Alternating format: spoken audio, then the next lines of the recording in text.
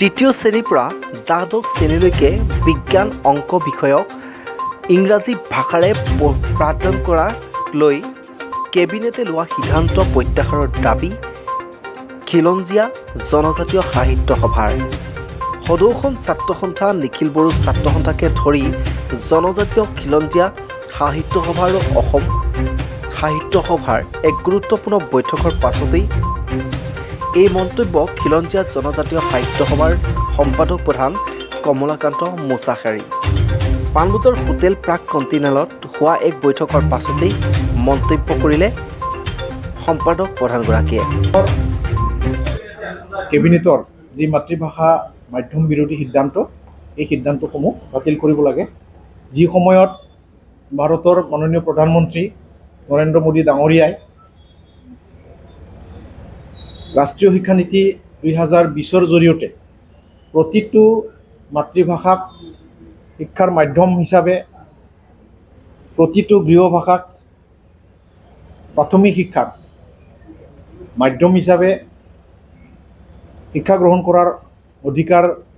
সাব্যস্ত কৰিছে। যি সময়ত ভাৰত চৰকাৰে সকলোবোৰ ভাৰতীয় সংবিধানৰ স্বীকৃত আঞ্চলিক ভাষাত দ্বাদশ শ্ৰেণীলৈকে শিক্ষাৰ মাধ্যম হিচাপে প্ৰৱৰ্তন কৰাৰ কাৰণে ঘোষণা কৰিছে, আৰু যি সময়ত ভাৰতৰ প্ৰধানমন্ত্ৰী মহোদয়ে কাৰিকৰী শিক্ষা,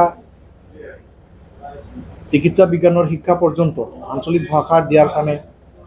প্ৰচেষ্টা লৈ আছে, তেনে সময়ত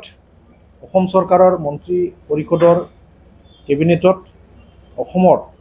খিলঞ্জীয়া জনজাতি আৰু অসমৰ স্বীকৃত মাধ্যমৰ বিৰোধী যি সিদ্ধান্ত গ্ৰহণ কৰিছে, সেই ক্ষেত্ৰত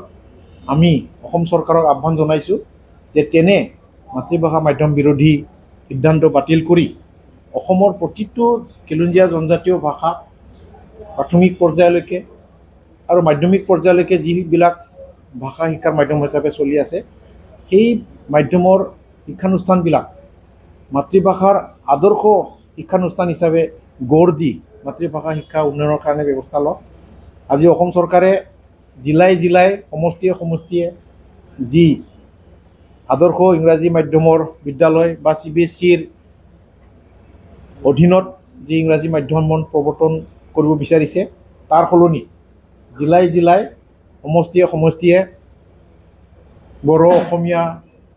মাধ্যমৰ লগতে অন্যান্য জনজাতীয় যি খিলঞ্জীয়া জনজাতীয় মাতৃভাষাৰ শিক্ষা গ্ৰহণ কৰিব পৰা আদৰ্শ বিদ্যালয় স্থাপন কৰাৰ কাৰণে আজি আমি সিদ্ধান্ত গ্ৰহণ কৰিছোঁ, আৰু এই ক্ষেত্ৰত আমি অসম চৰকাৰক তেওঁলোকৰ যি সিদ্ধান্ত পুনৰ বিবেচনা কৰি বাতিল কৰাৰ কাৰণে আহ্বান জনাইছোঁ।